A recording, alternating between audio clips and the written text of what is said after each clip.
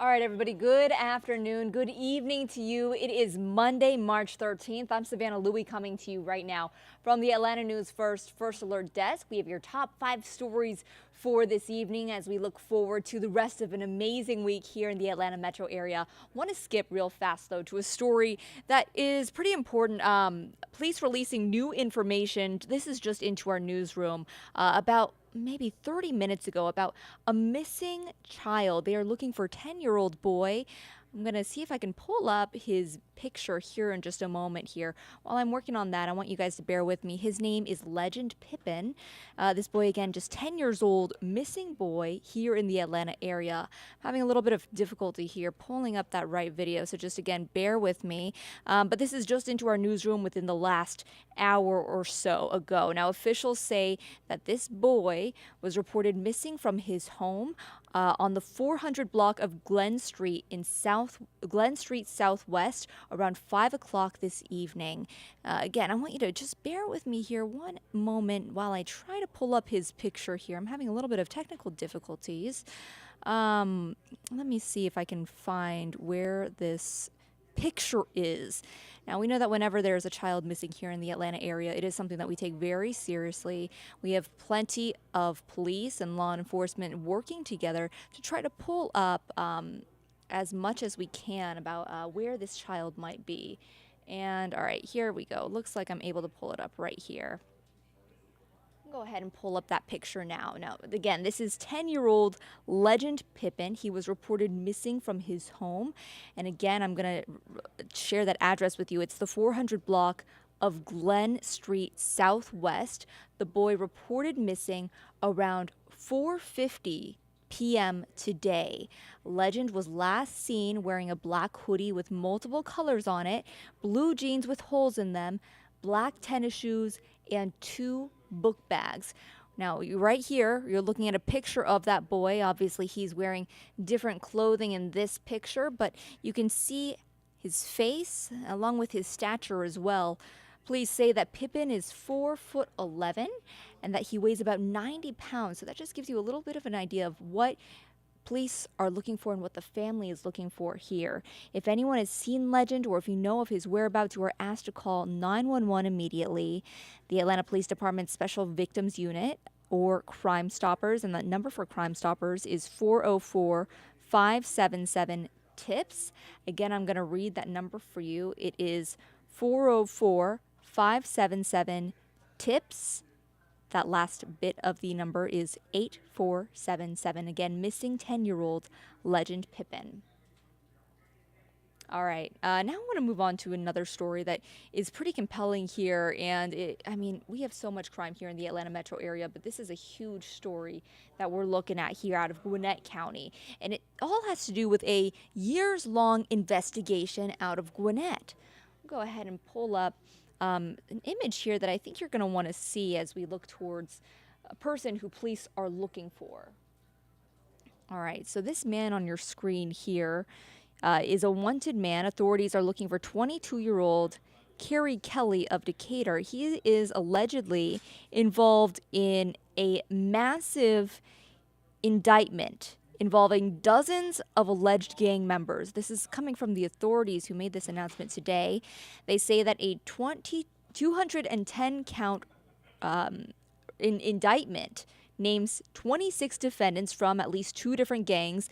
The Gwinnett County Police Department gang unit started investigating back in August 2021 following several shootings on Boggs Road in Duluth. Again, they are still looking for this man on your screen, Kerry Kelly. Now, as of January 25th, 25 of those 26 defendants have been arrested. That includes 2 minors and top leaders of 2 different gangs here in the Atlanta metro area. This man is one of the people who has not been found yet by authorities. They're asking for anyone with any information to come forward. Authorities say that these gang members have been involved in a range of crimes, including multiple armed robberies, carjackings, aggravated assaults, and much more. This is obviously not an issue, or this is an issue that they've been working on, trying to get those alleged suspects under wraps for over a year now. They've been working very hard. And so, again, if you have any information on that man who I just showed you on your screen, Kerry Kelly, you're asked to contact authorities immediately. Now, I want to turn now to another story. And, funny enough, this has to do with gangs as well.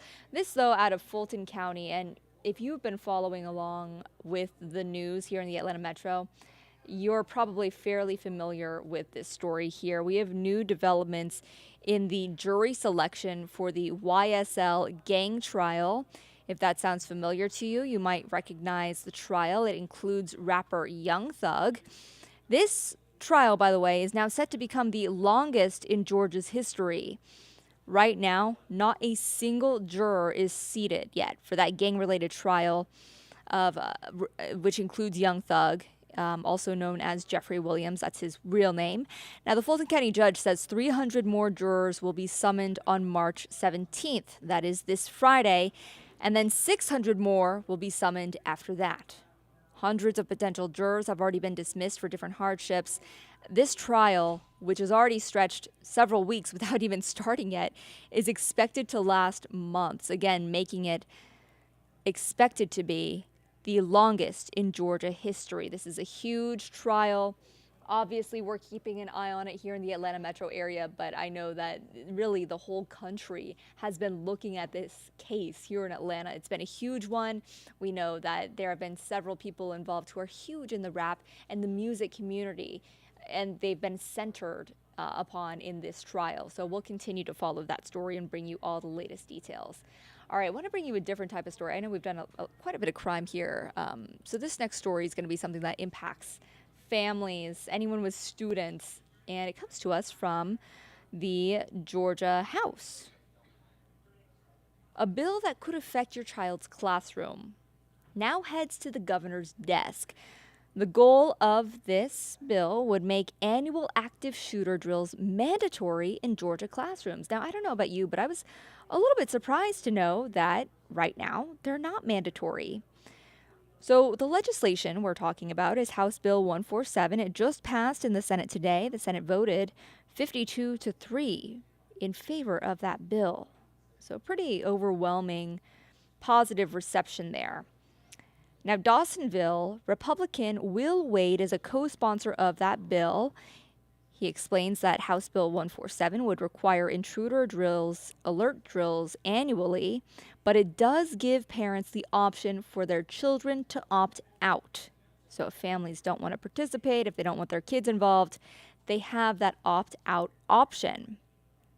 The other focus of the bill gives teachers an option for certification in gang violence reduction.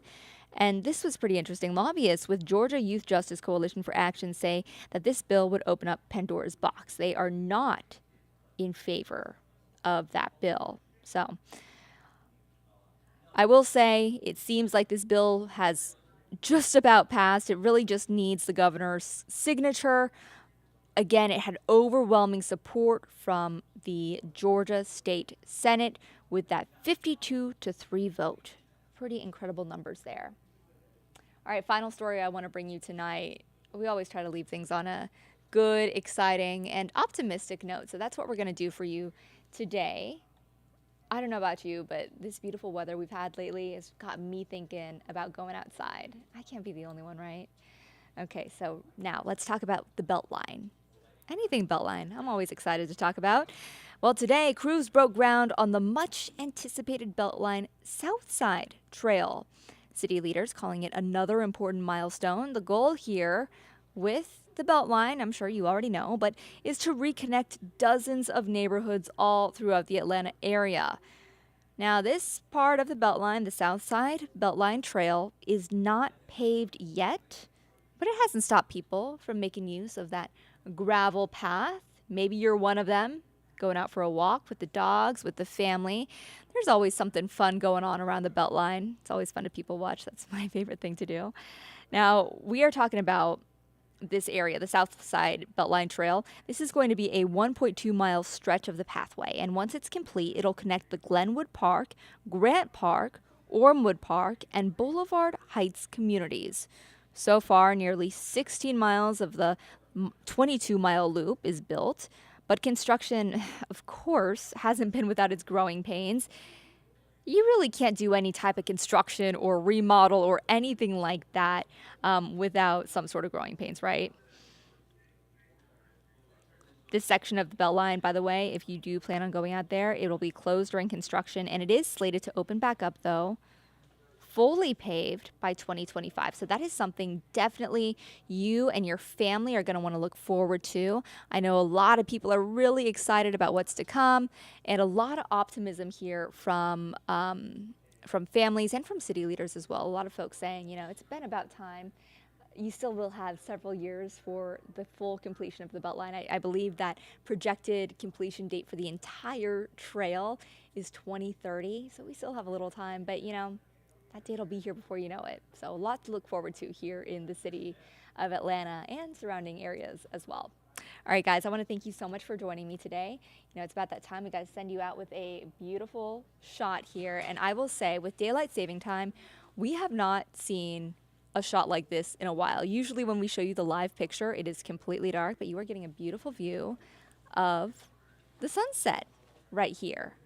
And at this point, I'm going to bring in one of my favorite people in the building, meteorologist Patrick Pete. And Patrick has a very chilly forecast coming our way. Hey, Patrick. Hey, yeah, that shot is beautiful. Unfortunately, it is going to get chilly as we head through the evening. Temperatures are going to just drop and keep dropping. Radiational cooling, 100% in effect for the overnight hours. I mean, it is going to be cold. So hopefully you are bundled up. Hopefully, you're going to be nice and warm.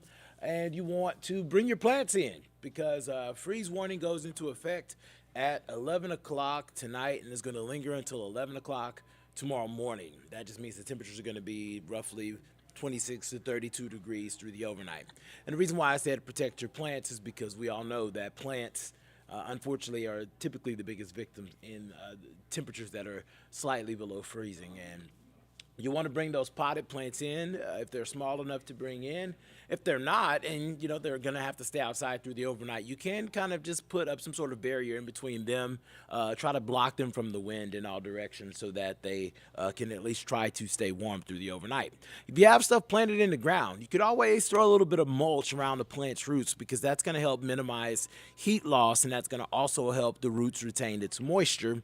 And then last but not least, you always have that option to take a blanket or a sheet and cover your plants and then take plastic and kind of do a double insulation. You don't want to put plants, you don't want to put plastic directly on top of plants. You want to have that cloth in between the two. Otherwise, you could end up suffocating your plants. You could end up killing them. So you want to at least give them that breathability of the blanket or the sheet first. And then anchor that down with rocks or bricks so that the wind doesn't blow it away.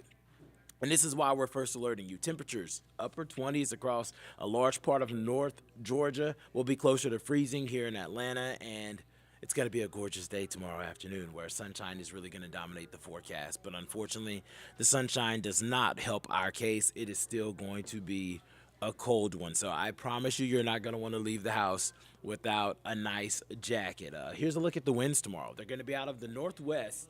And I expect them to gust roughly 15 to 25 miles per hour throughout most of the day parts, but specifically through the afternoon.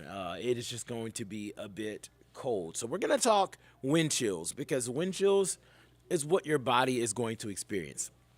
And I often have to explain wind chill because, a lot of, I would normally say the trolls online, but a lot of times people online will say on our posts whenever we talk about wind chill that it's just another scientific term that's made up. But it really is a real thing. So I don't know if you've ever noticed, but like whenever you go places and it's cold, a lot of times your instinct is like if you're at a game or something, it's to huddle up with other people.